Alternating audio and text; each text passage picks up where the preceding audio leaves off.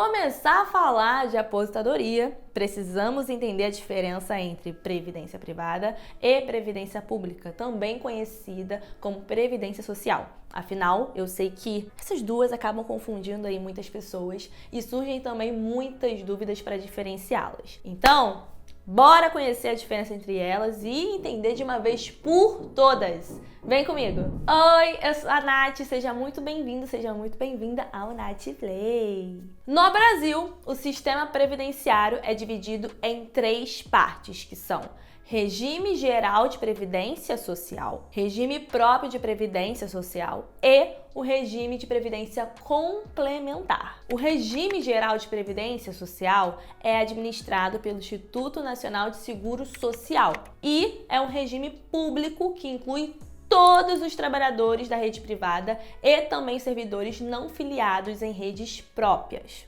Fechou? O regime próprio de previdência social é exclusivo para servidores públicos concursados e titulares de cargos efetivos. E também, assim, é um regime público. Já o regime de previdência complementar, como o próprio nome aí já diz, complementa a previdência pública e a contribuição é facultativa para que exista aí renda extra que complemente a pública. Esse é o regime privado. Mas tenha calma, vamos entender o que cada um desses regimes fazem na prática. Vamos começar com a Previdência Social. Ela foi criada para garantir que o trabalhador tenha um apoio ali financeiro, né? Ou seja, ele meio que funciona como se fosse um seguro de vida, já que em casos de invalidez, seja por culpa de alguma doença, por velhice, em caso de gravidez, entre outras muitas questões que impeçam a pessoa de trabalhar, a Previdência Social assegura que ela receba o salário mesmo não trabalhando. E ao contrário do que muitos acreditam, a Previdência Social não está ligada somente à aposentadoria, já que ela também serve para proteger o trabalhador com auxílio-doença, seguro-desemprego e licença-maternidade. Uma coisa: todos os trabalhadores formais, ou seja, a famosa aí carteira assinada, já são contribuintes mensalmente da Previdência, porque o desconto é feito automaticamente de forma obrigatória. Afinal, nenhum trabalhador tem a opção de deixar de pagar. E esse valor é referente ao quanto você ganha. E se o trabalhador for autônomo, ele próprio deve se inscrever e pagar as contribuições, que é feita através de uma guia ali de recolhimento, tá?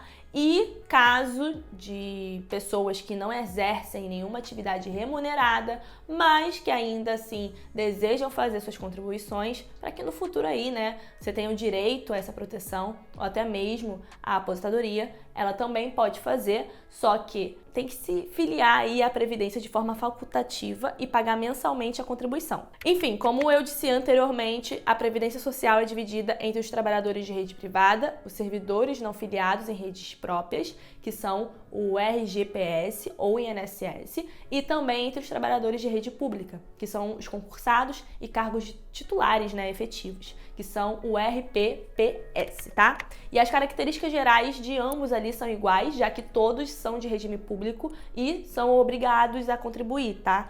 E existem também algumas características especiais de cada um. No regime RGPS participam os trabalhadores urbanos, rurais, empregados domésticos, trabalhadores autônomos, segurados especiais, né, que são os pescadores e pequenos produtores, além das pessoas, né, que querem contribuir de forma facultativa.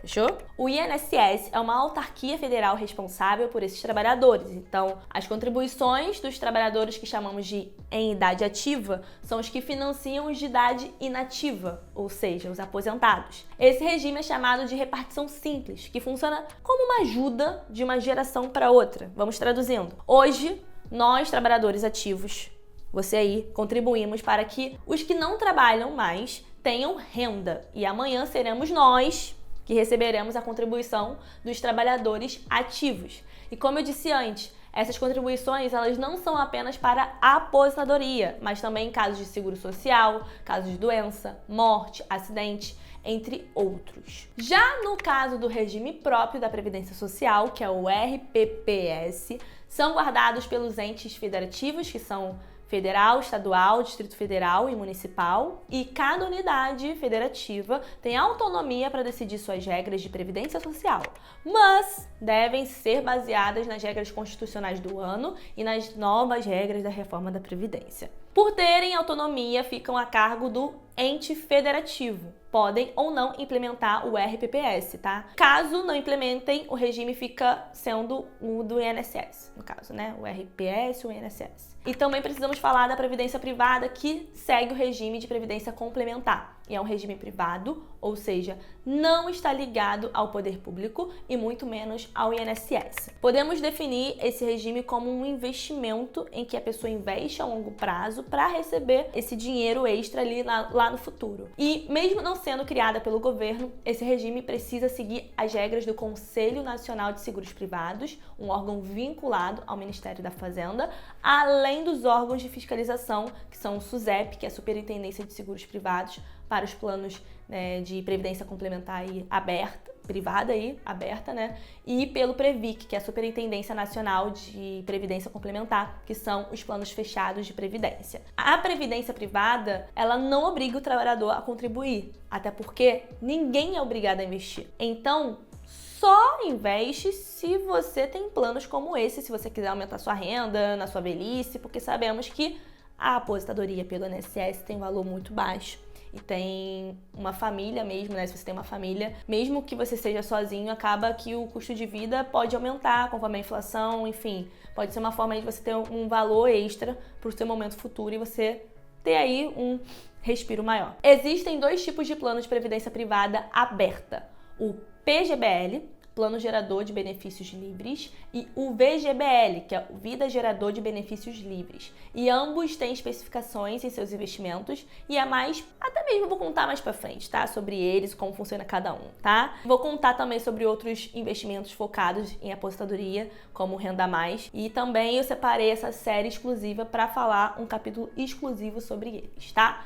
Então, fique tranquilo que eu vou explicar para vocês nos próximos vídeos dessa série. Já sobre a previdência complementar fechada, que são conhecidas também como fundo de pensão, focado mesmo em um grupo específico de pessoas. Geralmente, algumas empresas oferecem isso aos seus funcionários, como o Banco do Brasil, enfim, até Petrobras. Enfim, tem muita coisa. Depois de você conhecer esses 3 regimes de previdência e o que eles atendem, você deve estar se questionando aí se é possível também ter previdência pública e privada juntas. E a resposta é sim, é possível você ter, né, indicado aí para você ter, inclusive, justamente para você ter uma renda maior, né? Quanto maior você está juntando ali, melhor para você no futuro, né? Uma não impede a outra, mas a previdência social é obrigatória, tá? Só para lembrar, a privada não. A previdência social, sim, é obrigatória. E eu vou contar para vocês mais para frente sobre tudo isso, como funciona. E eu espero também que vocês tenham gostado do vídeo. Aproveitem aqui, aproveita bastante conteúdos exclusivos aqui na plataforma Natplay. Beijinhos, acompanhe a série e tchau!